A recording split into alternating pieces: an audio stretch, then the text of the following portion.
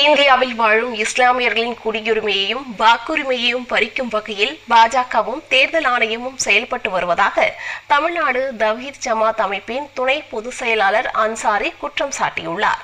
தேர்தல் ஆணையம் மற்றும் ஒன்றிய பாஜக அரசை கண்டித்து தமிழ்நாடு தவ்ஹீத் ஜமாத் கட்சியினர் கண்டன ஆர்ப்பாட்டம் நடைபெற்றது.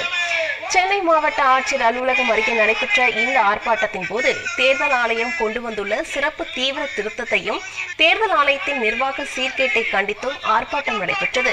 இதில் 300க்கும் மேற்பட்ட ஆண்கள், பெண்கள், சிறுவர்கள் கலந்து கொண்டு ஒன்றிய பாஜக அரசுக்கு எதிராகவும் பிரதமர் மோடி பதவி விலக வலியுறுத்தியும் கண்டன முழக்கங்களை எழுப்பினர். இன்றைக்கு தேர்தல் கமிஷன் பிஜேபியோடு இணைந்து கொண்டு மறைமுகமாக குறிப்பாக இஸ்லாமியர்களை குறிவைத்து அவர்களுடைய குடியுரிமையை பறிக்கக்கூடிய நிகழ்வுகளை உள்துறை அமைச்சரம் செய்ய வேண்டிய பணியை இன்றைக்கு தேர்தல் கமிஷன் செய்து கொண்டிருக்கிறது. திருட்டுத்தனமாக தேர்தல் கமிஷனரை தேர்ந்தெடுத்த பிஜேபி அரசாங்கம் இன்றைக்கு போலியான வாக்குகள் மூலம் இன்றைக்கு மத்தியில் ஆட்சியில் இருக்கிறது.